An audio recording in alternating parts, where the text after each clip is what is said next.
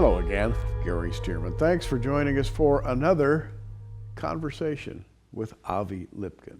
And Avi has to be on the road soon. I'm privileged to have him here for just a few minutes more. Avi Lipkin, welcome as always to Prophecy Watchers. Great to be here. You and I, before the cameras were turned on, we're talking about the aspects and ramifications of the Islamic revolution that's taking place right now. Evolutionary, revolutionary. There are a number of faces of Islam, and I approach this from a biblical view. I think you do too, but from a slightly different biblical view. Let's talk about what's happening with Islam right now with this in mind. Tell people who are listening to this conversation right now what to look for. You know, we were also talking, before we were talking about that, about colonialism. Right. And that what happened was that the North African countries, which were the Barbary pirates, were basically conquered by the Europeans, and colonialism, which of course the United Nations attacked and then liberated these North African countries from the European domination. Mm-hmm. But people thought perhaps that Islam was finished in the 1800s, early 1900s. Islam was down. It wasn't out, but it was down. It was under the suppression of the Europeans. Of course, with the United Nations in the 45 and later the struggles between the Soviets and the Americans in the Cold War, and of course the most important thing, the creation of the motor engine, the discovery of petroleum, and of course the Islamic world is blessed with this petroleum. And so all of a sudden, the dream of global domination by Islam returned to the fore. And there are two, in my opinion, there are two Islamic approaches. I call one evolutionary and one revolutionary. Revolutionary, all your viewers understand. Revolutionary is 9/11. Mm-hmm. Revolutionary is Boko Haram. Revolutionary is Brussels, Paris, London, ISIS. Spain, ISIS, chopping off heads, chopping off arms, sinking people in cages into water till they drown, or burning people alive. This is the revolutionary. You do not have to be a rocket scientist to understand it. Yes, I understand that. Now, these ISIS people, these terrorists, where do they come from? They come from, of course, disgruntled Saddam Hussein soldiers who were fired by the Shiites of Iraq after all these decades of murder of the Shiites by the Sunnis. Boko Haram are Sunni. But the ideology, and the funding for the ideology comes from Saudi Arabia. So, for example, you're a young Saudi high school kid, and you go through the Wahhabi school system. Wahhabi is the very fanatic school system. And you graduate high school, and they give you money. The Saudi government gives you a grant to go wage jihad in Afghanistan or Iraq or Syria or Boko Haram. And you find these Saudis everywhere.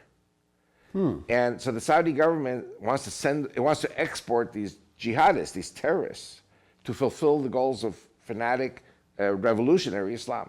Okay. But on the other hand, the Saudis, the Kuwaitis, Abu Dhabi, Brunei, Indonesia, these countries sit on such immeasurable amounts of oil, which the world needs and which the world must have.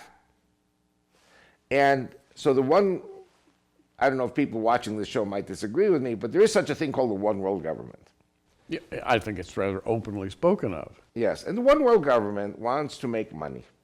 The god of the one world government is mammon, or money. And so if you are a mammon person, an oil person, you're not interested in God, the Bible, Israel, or Jesus Christ. That doesn't interest you. What interests you is making money. So the one world government comes to the Saudi king and says, either you play by our rules or you're going to be out, because the Europeans and the Americans have been very good at overthrowing people that did not match the agenda of the one world government. So here we come to a new ideology called evolutionary Islam, which is the king of Saudi Arabia, the Emirates, the princes, Brunei, Indonesia. Yeah, and it has to do with international trade. It has to Yes. do with an international economic system, and that's of interest to me because the Prophet Daniel, for one, spoke of this latter-day business consortium, this international trade set of trade partners.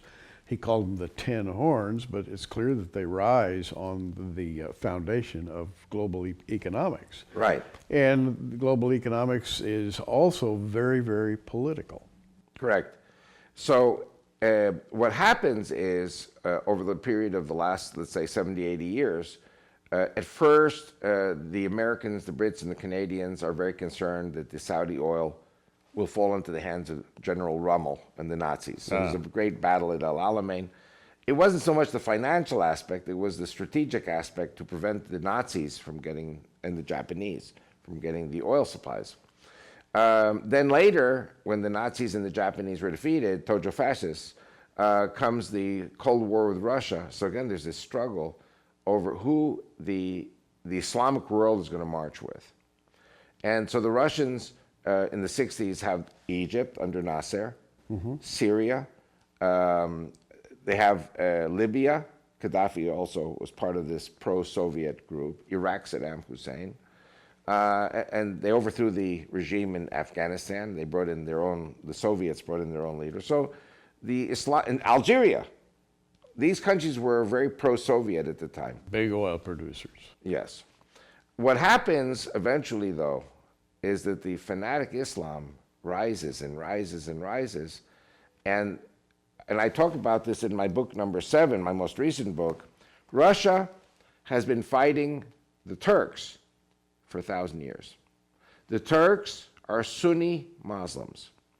And so the Turks look at the Russians like the Jews look at the Nazis. There is a hatred, a deep hatred for Russia in Turkey. In Russia itself, you have Turkic tribes that were massacred. We did a show once about the Circassians. We did. That the Russians in 1854 killed 3 million Circassians. Now, I don't know if it's true that it was 3 million, but the Russians really, really slaughtered the Turkic tribes. So who do the Russians go with? They go with the Shiites. They go with Iran, because Iran is Shiite. I explain all this in the book here. So little by little, the Russian influence is expunged from the Middle East. Sadat expels the Russians. Gaddafi is murdered. Then you have this civil war, which never ends in Libya. The Algerians are now waging a war with the Salafists. You have the Sunnis fighting Bashar al-Assad, who's a Shiite. You have ISIS fighting Hezbollah in Lebanon, which is Shiite. Hezbollah is Shiite. The Houthis in Yemen fighting the Sunni Yemenites. The Houthis are Shiites. So there's a very strong civil war. The war between the Sunnis and Shiites has been going on for 1,400 years. And so by nature, if the Russians are going to be pro-Shiite against their Turkish Sunni enemies, America, who's America going to back? The Sunnis. Who's Sunni? ISIS. So America's backing ISIS and the Turks. Egypt, which is now pro-American primarily. Okay, so if America is backing the Saudi king and the Sunnis, the quid pro quo is that the Saudis will supply oil, they'll be paid handsomely, they're going to have all this money, which they don't know what to do with the money, so they reinvest the money into the American economy. They will use the oil money for the glory of Allah, meaning the Saudis will buy out American banks, corporations, industries, politicians. I don't want to say names because it's across the board. Yes. All politicians in Washington are bribed by the Saudis, forgive me for saying it. The media, you know, I don't want to, again, mention names, but you have TV companies that many people think are right-wing and conservative, and I think everybody knows who I'm talking about. But if they're openly traded on the stock market, then the Islamic world can come in, buy 20% of the stock of that TV station, fire all the anti-Islamic people or the pro-Israel or pro-Christian people, and bring in the people who want. So there's this inordinate amount of influence over America today and the West by the Saudi king and the what we call the evolutionary Muslim agenda. which brings us now to the revolutionary. And I want to read something out of the New Testament. I've been thinking about this as you were talking. 2 Timothy 3, verses 1 and 2, Paul's describing the latter days. And he says, "This know also that in the last days perilous times shall come."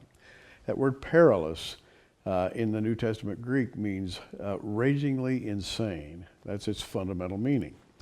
"For men shall be lovers of their own selves, covetous, boasters, proud, blasphemers, disobedient to parents, unthankful, unholy, without natural affection."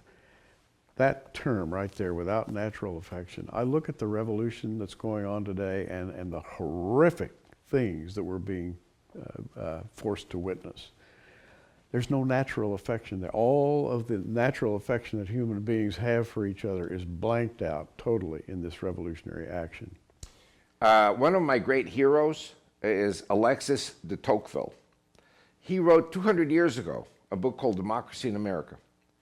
And I was very affected by this. I was a senior in high school in New York in 1966. And basically, in a summary of that book, Democracy in America, came out of the mouth of, I think it was Dwight Eisenhower, who said that America will be the greatest country on earth because the American people are good people and their pulpits are on fire for the Lord. Conversely, when America's pulpits are no longer on fire for the Lord, America loses its preeminence in the world. In other words, what made America great? Judeo-Christian Western civilization and democracy. What do we see today? Prayer taken out of schools in 1962, Roe versus Wade in 73, taking out the 10 Commandments from the courthouses. I think, it's fair to say that the Homeland Security Manual says if you're a Christian, you're a terrorist. Not Muslim, if you're a Christian. If you believe in the Bible, you are mentally unstable. We can now show how the Bible is manifesting itself to be true. But like you said, things that are not natural. What is not natural is now becoming the rule in this country. And drowning cages, beheadings, severing limbs, horrific acts. It seems like they must sit around and dream about the most horrifying acts they can think of as a witness to the world. Very correct. Now, there is really no great difference between the behavior of ISIS and the behavior of the Saudi government, because there they have also chopping off of arms and legs and chopping off of heads and all kinds of whipping and stoning and all kinds of horrible things. Iran also, which is the Shiites, not the Sunnis. But if they have the oil and they have the money and the world economy is addicted, is desperate to get this money from the Islamic world, then all those things that are natural get suppressed in order to make sure that there is a financial stability in the economy. Love pales into insignificance as the Judeo-Christian heritage wanes away.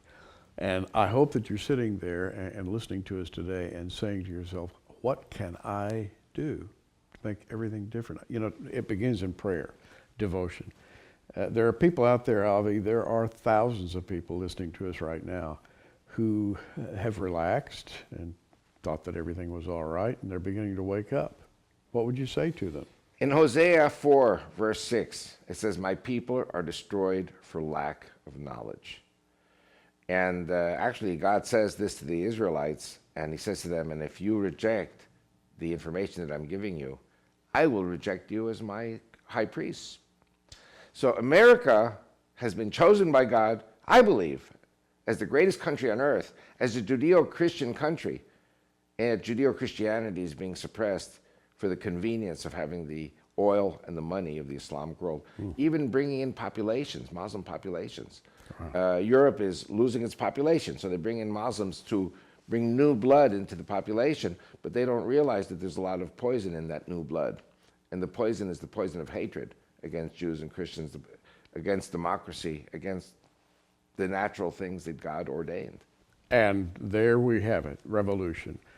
There are those plotting and planning to bring down what they consider to be the defunct civilization of the West. Yes.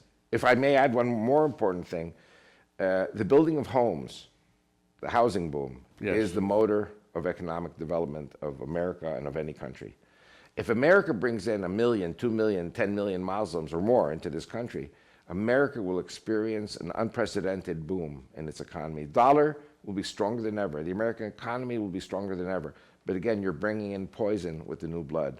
And eventually, these people are going to turn on the classic Americans, the Jews and the Christians, and destroy America from within.